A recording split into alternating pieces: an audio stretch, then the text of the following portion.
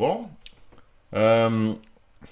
o experimento que eu vou mostrar agora para vocês se refere ao estudo de como que um momento magnético sofre um torque quando está submetido a uma região que tem um campo magnético constante, no sentido de praticamente provocar uma rotação desse ímã. Então é uma teoria que é importante assim para quem estuda, por exemplo, as propriedades assim das partículas que têm propriedades magnéticas quando são submetidos a um campo magnético. Então existem algumas equações assim que da eletrodinâmica clássica que possibilita que nós façamos inferências assim sobre o comportamento do que vai acontecer e vamos usar a coleta dos dados para verificar se essa teoria procede ou não, né? Então, o torque sob o momento de dipolo magnético na presença de campo magnético é o título do experimento. Ele é um experimento bastante completo, porque praticamente envolve a gente transportar um pouco do conhecimento do segundo semestre, né, da Física 2, de nível universitário. Principalmente as propriedades de definição do período de um pêndulo de torção, que eu vou fazer uma revisão rápida para quem não lembra o que é. O cálculo do momento de inércia de uma barra, por exemplo, né, de comprimento L. O torque, daí momento magnético, que é a definição que a gente vai usar da eletrodinâmica praticamente. A produção de campo devido a um momento magnético, nós vamos precisar.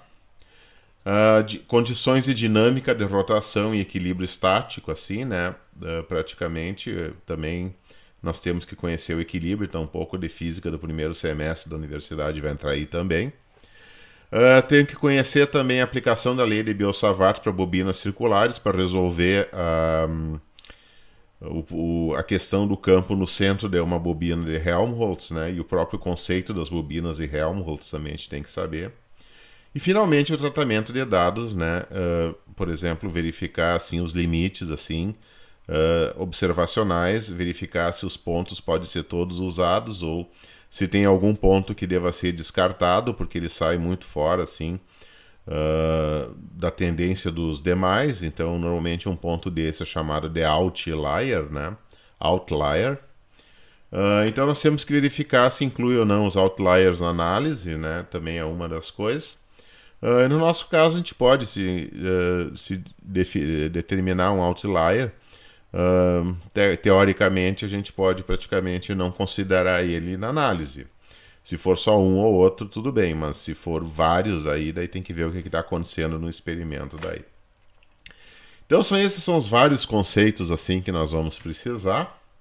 Então vamos começar pelo primeiro dele. Nós vamos precisar de uma expressão daí, né, do momento de inércia de uma barra.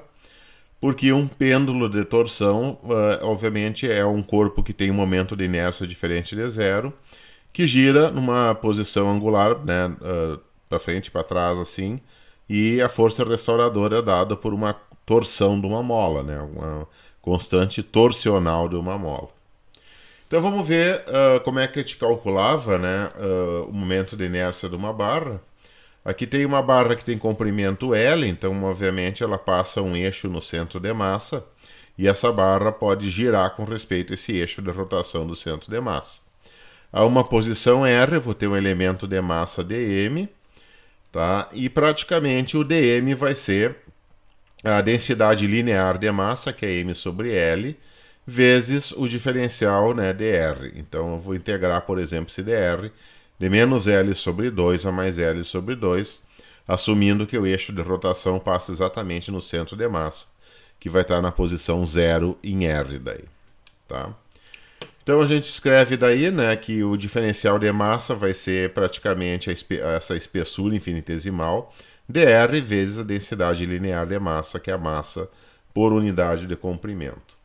Então, reescrevendo aqui em cima, né, e usando aqui a definição do momento de inércia, que é a integral de r ao quadrado dm, nos limites da barra, que é menos L sobre 2 a mais L sobre 2, nós substituímos o dm aqui para deixar toda a integral em função de r, vai ficar uma integral daí, praticamente, né, de r ao quadrado dr, e m sobre L, né, a massa e o comprimento da barra são constantes, elas saem da integral. Né? E fazendo daí uma integral de r ao quadrado, eu vou ter praticamente r ao cubo sobre 3 nos limites de menos L sobre 2 a mais L sobre 2. Tá? E aplicando daí em R igual a mais L sobre 2, eu vou ter L ao cubo sobre praticamente 8, né? Esse 3 aqui eu posso passar para fora aqui do colchete. Como foi feito aqui embaixo, menos o limite inferior, que vai ser o menos L ao cubo, né? Sobre 8, tá? Porque vai ser o 2 ao cubo. Então, menos com menos aqui vai dar mais, então vai ficar praticamente L ao cubo sobre 4, vezes os 3 aqui fica 1 sobre 12 de ml ao quadrado. Então, essa quantidade que está aqui, I igual a 1 sobre 12 ml ao quadrado, é o momento de inércia de uma barra. Então, o momento de inércia não depende da espessura da barra, depende só do comprimento e da massa total que ela tem. Então, nós vamos precisar, para achar, no caso do ímã, em barra, né, uma barra circular imantada, nós vamos precisar do comprimento desse ímã e vamos precisar pesar esse ímã para ver a massa dele em quilogramas. Então, colocando a massa em quilogramas, colocando o comprimento em metros, nós vamos ter quilogramas metro quadrado, que é a unidade de medida de momento de inércia no Sistema Internacional de Unidades. Então vamos pegar a barra do ímã, né, e vamos fazer a medida da massa dela, né, usando uma balança com escala em gramas, e daí vamos converter esse valor para quilogramas daí. Então vamos fazer, né, obviamente, pesar essa barra, quanto que ela tem de massa.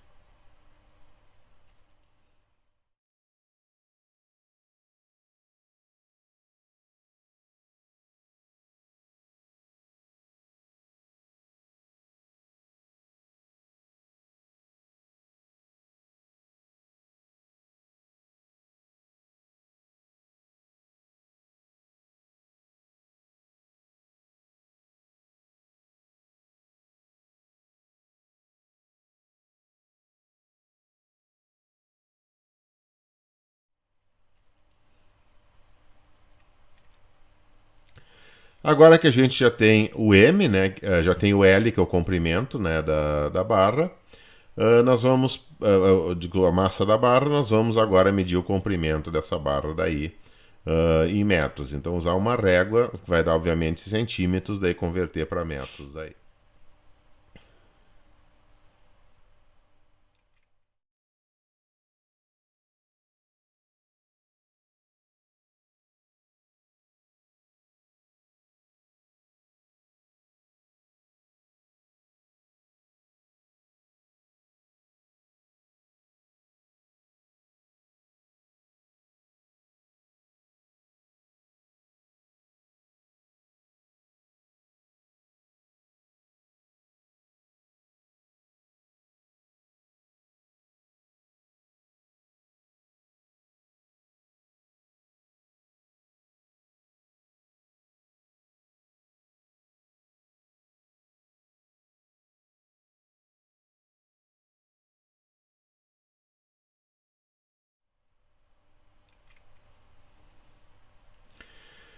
E agora, a gente sabendo o momento de inércia, a gente tem como determinar o período de rotação de um pêndulo torsional.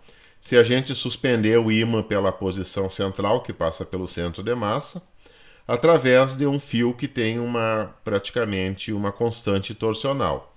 Se eu aplicar um torque aqui que faça esse ímã girar, vai existir uma força que tende a desenrolar praticamente esse fio e trazer essa barra na posição inicial. Então o torque aplicado vai ser menos uma constante que é a constante torsional, de θ, que é o diferencial de ângulo praticamente. Tá? Montando uma equação diferencial disso, usando as leis de Newton, nós vamos ter uma equação diferencial de movimento harmônico, onde a frequência angular vai ser 1 sobre 2π raiz de k sobre i, ômega é 2π sobre período. Aí eu quero o período que eu meço com o cronômetro, o ômega é radianos por segundo, eu não meço com o cronômetro. Então, praticamente, eu meço o período. Então, eu substituo esse conteúdo dessa equação nessa, e daí nós vamos ter efetivamente, né, que o período vai ser 2π raiz de I sobre K. Então, praticamente, o período vai ser proporcional a raiz quadrada, né, vai ser proporcional daí a raiz quadrada do momento de inércia dividido pela constante de torção daí. Para a gente determinar o período, então, que é uma coisa que nós vamos precisar para achar a constante K, né, de torção da mola, que vai ser importante saber disso. Vamos fazer a medida do período T de uma oscilação. Só que o problema é que a oscilação é rápida demais para a gente medir com o cronômetro. Então, o que normalmente a gente faz, a gente faz uma perturbação angular e deixa, por exemplo, a barra oscilando para lá e para cá, tá? Fazendo o comportamento de pêndulo torsional. E daí nós simplesmente contamos, por exemplo, 20 vezes assim que a barra sai de um ponto e volta para o mesmo ponto, depois de fazer um ciclo completo. E daí nós vamos ter a duração do tempo que demora para fazer 20 ciclos. Se a gente pegar essa duração de tempo que demora para fazer 20 ciclos e dividir por 20, nós vamos ter a duração de um ciclo. A duração de um ciclo de oscilação é que é o período. Então vamos contar, por exemplo, 20 vezes, né, que a barra vai sair de uma posição, vai fazer um ciclo e voltar na mesma posição, medir todo esse intervalo de tempo e depois simplesmente dividir por 20 para achar o período de uma oscilação. Então eu vou ligar o cronômetro e no final eu mostro daí o tempo necessário para 20 oscilações aí. Então vamos lá, vamos olhar o pêndulo oscilar.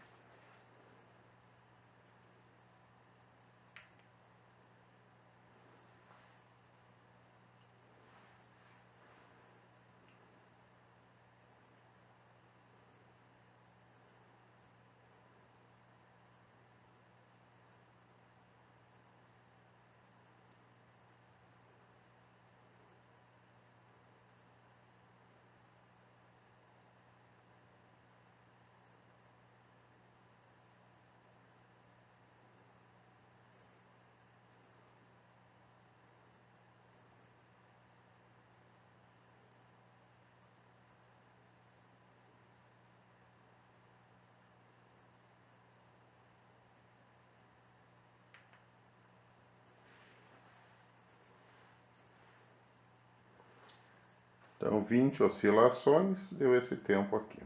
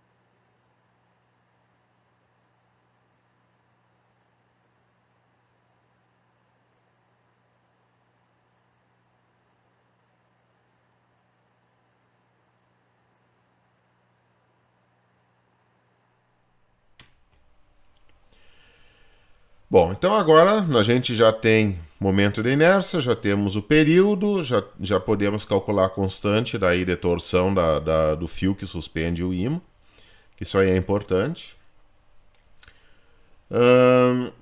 Então vamos fazer o seguinte, vamos determinar agora quanto é o momento magnético do ímã em barra.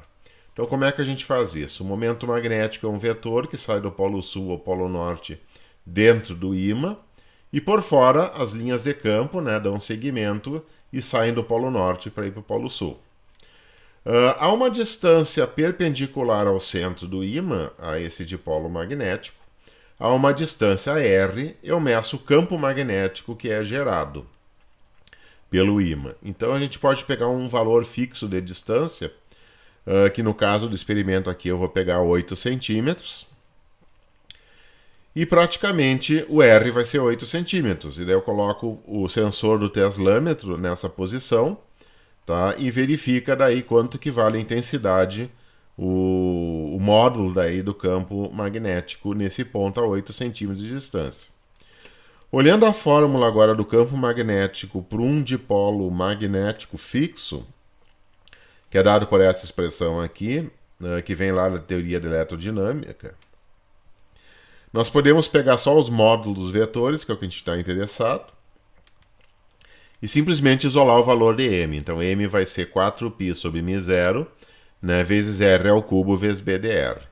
Então, veja bem, para a gente ter um momento magnético, nós vamos ter que ter quanto que vale o campo em Tesla, obviamente, o teslâmetro dá o campo em militesla na nossa situação, e vão ter que ter a distância aqui em metros. Então, 8 centímetros vai dar 8 vezes 10 na menos 2 metros daí. Ok? O μ0 a gente pode usar 4π vezes 10 a menos 7 e substituir para achar o valor do momento magnético.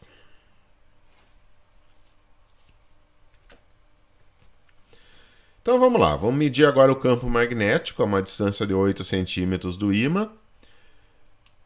E, obviamente, a gente tem o R, que é 8 centímetros, que é 0,08 metros. Vamos ter o campo magnético em militesla. A gente pode determinar o M, que é o momento magnético, momento de dipolo magnético do ímã permanente, que nós vamos colocar dentro da bobina de Helmholtz para fazer a medida da intensidade da força do torque, né, a intensidade do torque, que vai tender a provocar uma rotação daí da barra imantada em função da corrente elétrica que passa pelas bobinas. Então esse é o objetivo do experimento. Vamos lá, vamos determinar então o momento magnético.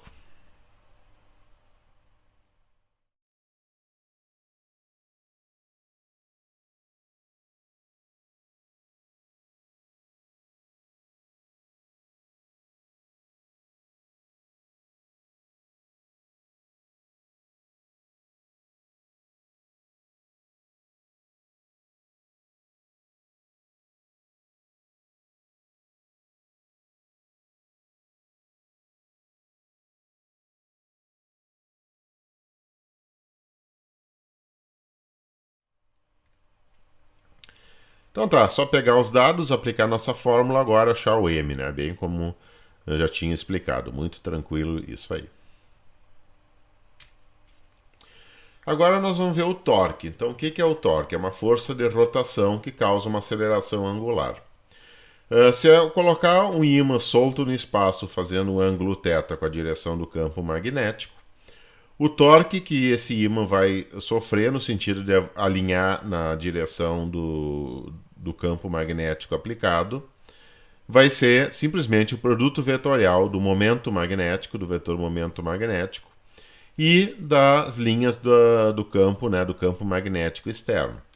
Se eu pensar em termos de módulo do produto vetorial, é simplesmente módulo dm, módulo dB, seno de θ. Então esse é o módulo do torque magnético tau m. Tá? Então se eu quiser saber as componentes do vetor, eu faço produto vetorial aqui usando praticamente o determinante, né?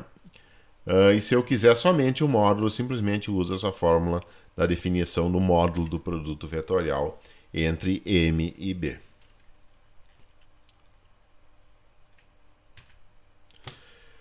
O ímã vai ficar suspenso, né? Bem como a gente já viu assim, que é na determinação daí do período de oscilação e da constante de torção da mola. E nós vamos usar uma escala que é dividida de 15 em 15 graus. Então, a ideia é orientar o ímã numa direção, né, por exemplo, nessa direção horizontal, é a direção do campo magnético do eixo da bobina de Helmholtz. E o ímã vai ficar nessa direção vertical aqui, tá? Fazendo um ângulo de 90 graus com o campo aplicado. Se o campo magnético for zero, não vai ter nenhum torque, então o ângulo vai continuar sendo 90 graus e a deflexão daí, né, angular vai ser zero, né? Sem campo não tem deflexão angular.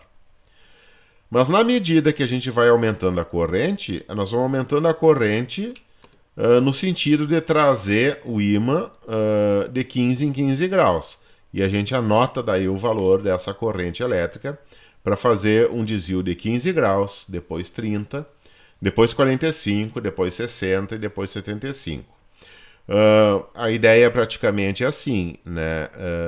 Que o torque magnético vai ser contrabalançado pelo torque ao contrário que vai ser dado pela mola de torção, tá? Então vai ter uma posição de equilíbrio que o ímã vai parar, né? O torque daí da mola de torção vai ser simplesmente, né, praticamente K vezes θ, que é o coeficiente de torção vezes o ângulo, tá, de torção. E o campo magnético vai ser módulo dm, módulo dB sendo dθ. Então nós vamos ter esse torque. E quando esses dois forem iguais, a bobina o ímã vai estar numa posição, vai girar numa posição que ele vai ficar parado em equilíbrio daí. Com equilíbrio dessas duas forças aí de rotação daí. Então vamos dar uma olhada no aparato experimental agora, né, para ver a descrição dos materiais assim que a gente praticamente precisa para o experimento.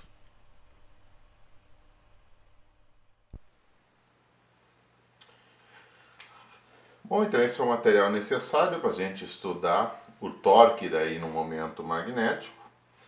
Então aqui nós vamos ter o primeiro instrumento, né, seria o teslâmetro, que nós vamos medir o campo magnético a uma distância de 8 centímetros do ímã, que vai ser retirado do experimento, né, o ímã está nessa posição aqui, preso por uma mola praticamente, que tem uma constante de torção conhecida. Aqui nós temos daí um suporte, tá? Esse suporte praticamente um material aqui paramagnético, né? Ele é praticamente um material que não é ferromagnético, então a gente parte da hipótese que a presença desse material de suporte não altera o campo magnético sentido pelo ímã. Então o ímã está aqui preso num suporte de plástico e é possível daí que ele oscile ao longo de uma posição de equilíbrio, tá? Através do período dessa oscilação a gente mede essa constante elástica, essa constante de torção daí, que me relaciona o torque com o deslocamento angular. Aqui nós vamos ter uma graduação daí em ângulo para a gente verificar a rotação do ímã, né? Com respeito a essa direção perpendicular à direção aqui do campo magnético, que é normalmente esse eixo aqui. Vamos ter aqui uma fonte de alimentação que vai ser regulada a corrente que vai passar pelas bobinas. Então nós vamos ter praticamente a medida da corrente usando um multímetro. Em escala daí inicialmente de 0 a 200 mA, né? Então a ideia é variar essa corrente assim e observar a rotação do ímã até que ele atinja as graduações daí de 15 em 15 graus. Tá? Então fazer o ímã sair da posição de equilíbrio, que seria uma posição de equilíbrio, né, praticamente orientada perpendicular às linhas de campo e que ele sofra daí uma rotação à medida que a gente aumenta a corrente. Tá? Depois vamos precisar de uma régua para fazer uma medida, né, de distância para determinar o momento magnético desse ímã e medir o campo magnético daí, né, a 8 centímetros de distância para achar o M daí. Então tem que determinar o M, através do período dessa oscilação sem campo aplicado a gente determina a constante de torção, né, a constante relação entre o torque daí e o deslocamento angular, que é o kappa, né, o K. Conhecendo o K e conhecendo daí o momento magnético, nós vamos precisar daí do momento de inércia dessa barra, né, que a gente vai medir o comprimento e a massa da barra, ignorar daí essas dimensões do suporte, para poder determinar daí o momento de inércia e usar a expressão do período do pêndulo de torção, que a gente conhece da física 2, né? O início da física 2, segundo semestre da universidade, para daí efetivamente calcular o momento de inércia que a gente vai precisar para achar o K a partir do período da oscilação daí. Ok? Então, praticamente, nós vamos medir a corrente em amperes e vamos medir regular a corrente até fazer deflexão daí de 15 graus, 30 graus, 45 graus, 60 graus e 75 graus. Ok? Então praticamente vão ser só alguns pontos, 4 pontos para verificar daí se a gente consegue comprovar a teoria. Ok? Então praticamente esse é o ajuste daí da experimental.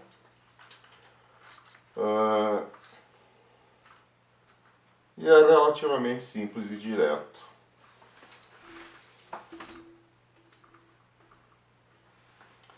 Então tá, então praticamente é o que a gente vai precisar daí. Tudo que a gente vai precisar daí para calcular são essas partes que estão ali. Ok? Então tá, vamos continuar agora a coletar os dados para determinar, poder aplicar as fórmulas daí da nossa teoria que junta a física 2 e a física 3 daí. Então a gente monta o experimento, vamos ficar olhando agora só a posição do ímã, né, em cima da escala, né, dessa escala de rotação aí desse transferidor de 15 em 15 graus.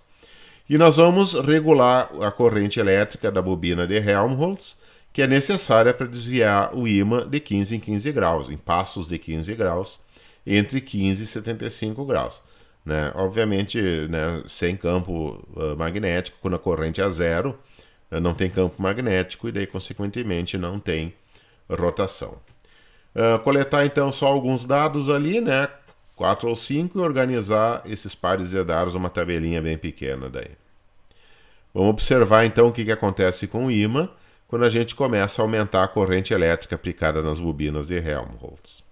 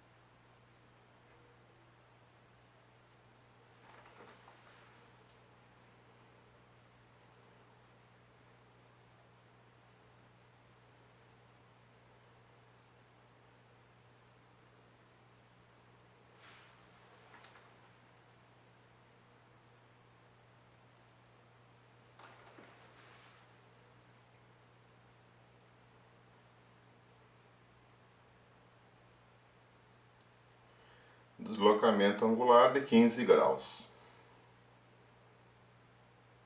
Corrente 50,6 mA.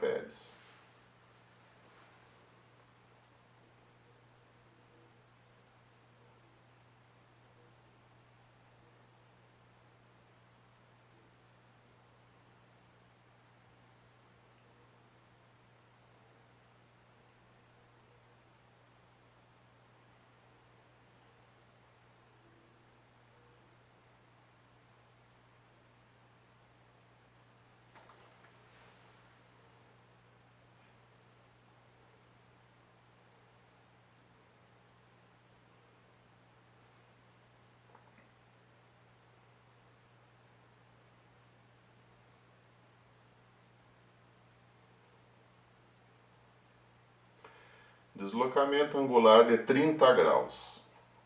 Corrente 107,2 mA.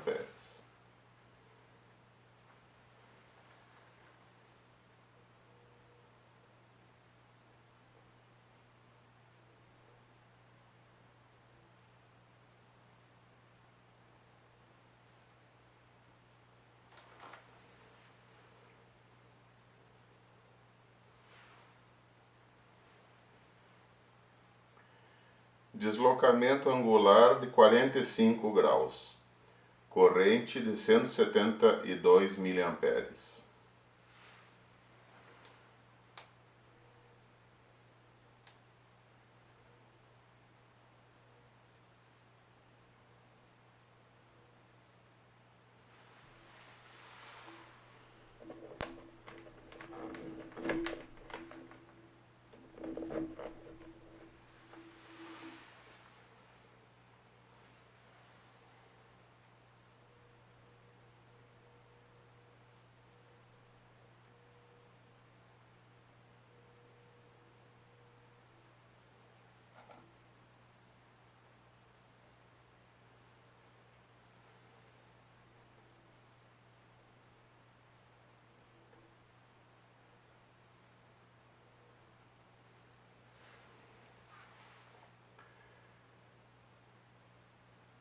Deslocamento angular de 60 graus. Corrente de 190 mA.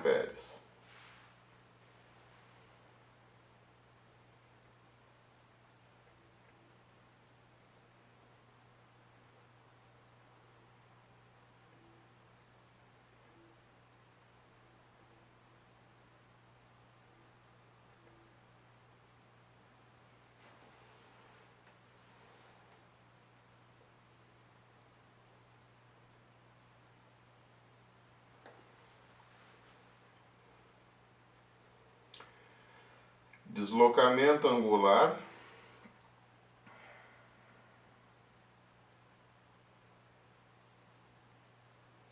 de 75 graus. Corrente de 490 mA.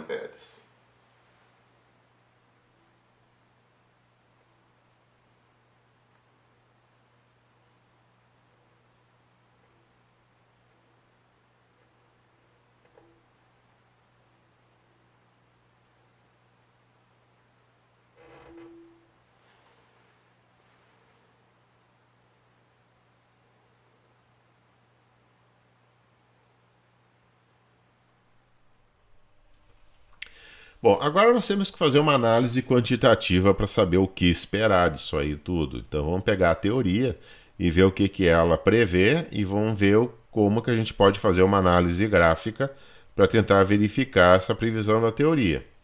Tá? Talvez assim um índice, um coeficiente angular de um ajuste linear, um coeficiente linear, são coisas assim, né, que a gente procura comparar com o que a teoria prevê.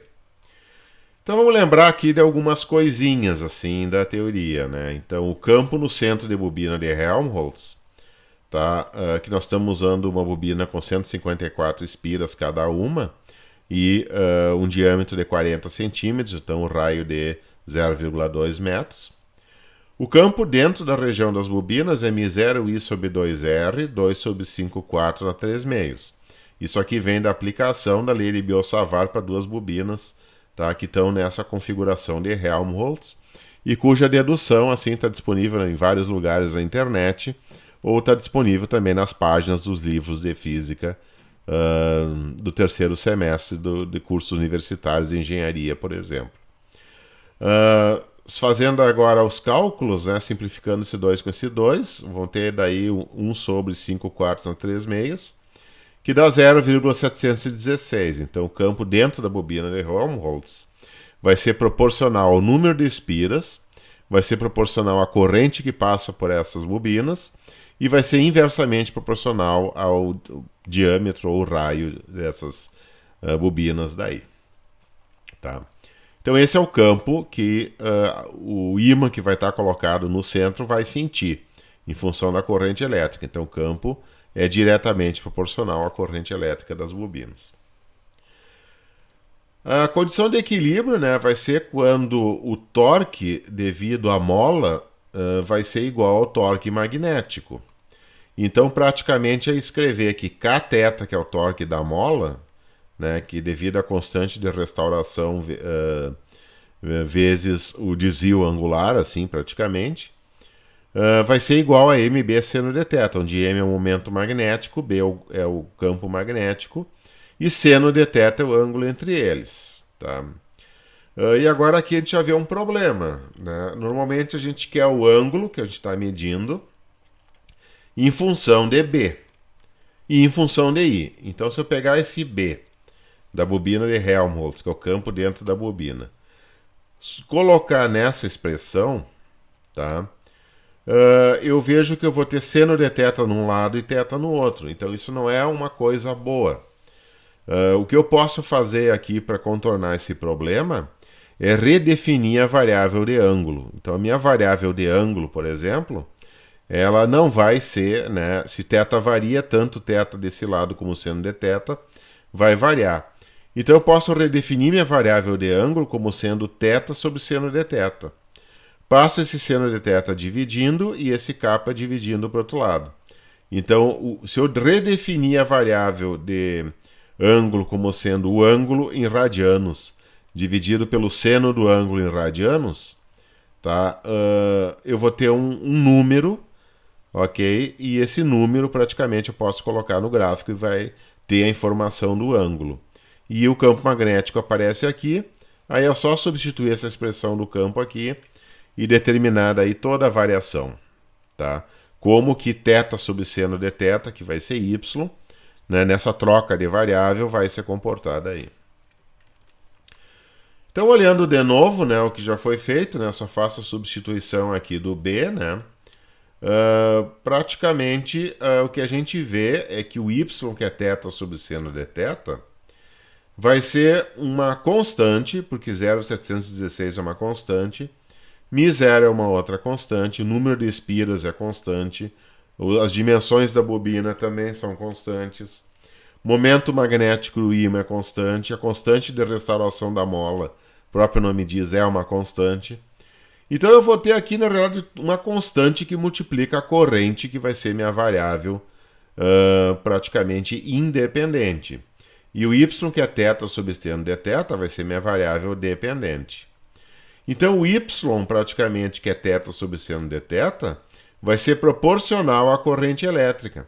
E essa constante de proporcionalidade aqui, né, a gente pode esperar de um ajuste linear.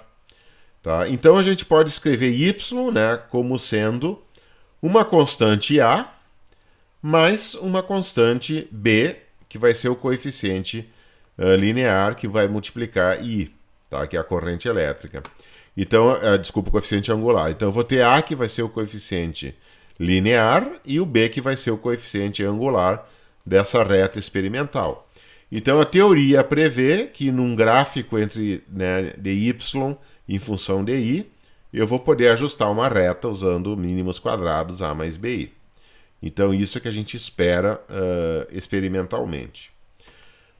O problema aqui vai ser, por exemplo, quando i é igual a zero, ou seja, quando a bobina estiver desligada, quanto que vale y? Se isso acontecer, praticamente eu vou ter um probleminha aqui, porque o ângulo eu sei que vai ser zero, tá? O desvio angular é zero, então praticamente eu vou ter zero sobre seno de zero. Zero sobre zero é uma indeterminação. Então, na realidade, eu não sei o ponto, eu não sei exatamente o ponto aonde a corrente é zero, que valor de y que ele vai ser. Mas, felizmente, a gente não sabe o ponto, mas a gente sabe o limite.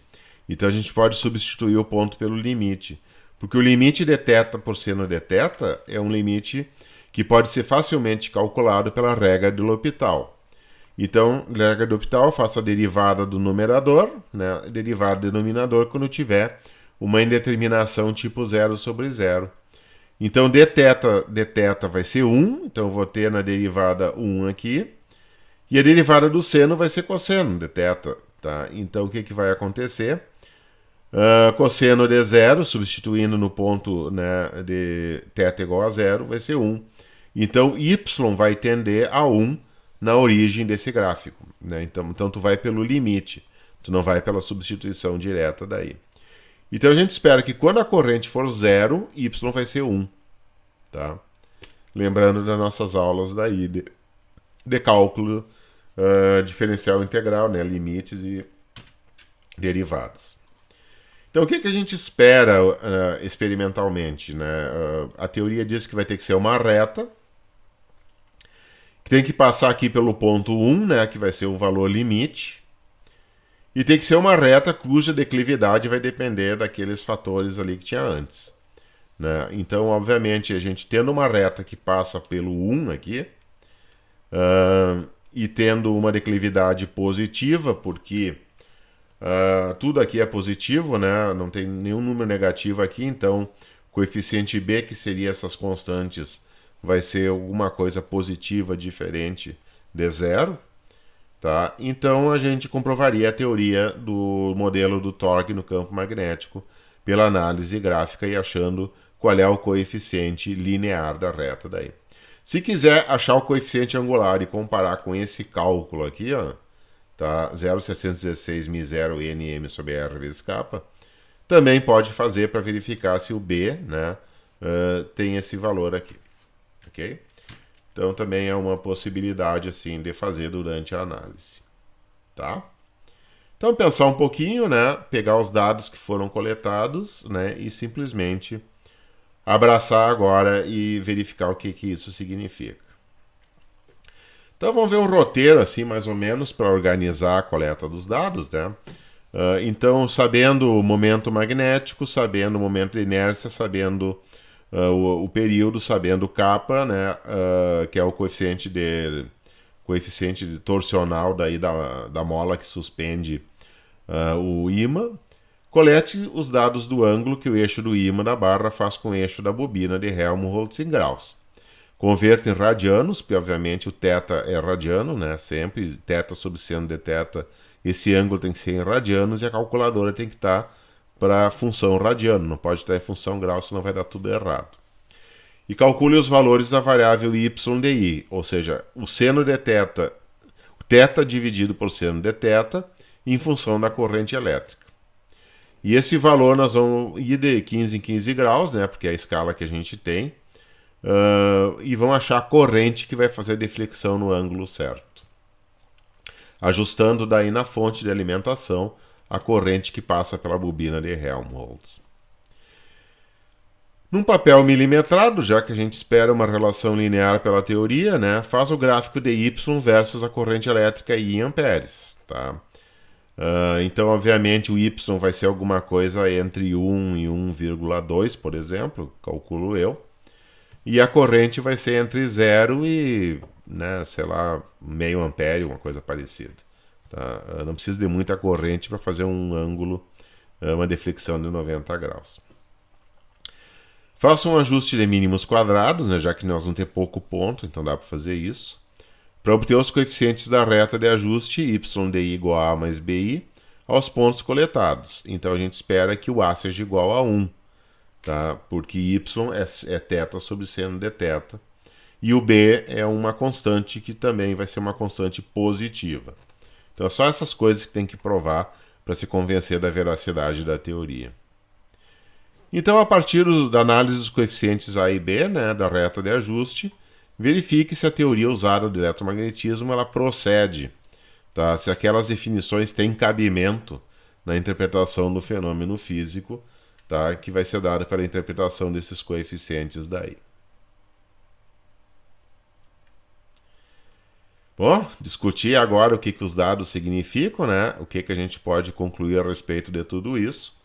É importante para a gente fazer o cérebro funcionar em cima da análise dos dados experimentais. Tenta identificar fontes de erro, tenta identificar, por exemplo, fontes de incerteza, tenta, por exemplo, verificar, né, as dificuldades em medir o ângulo ali naquele ímã suspenso.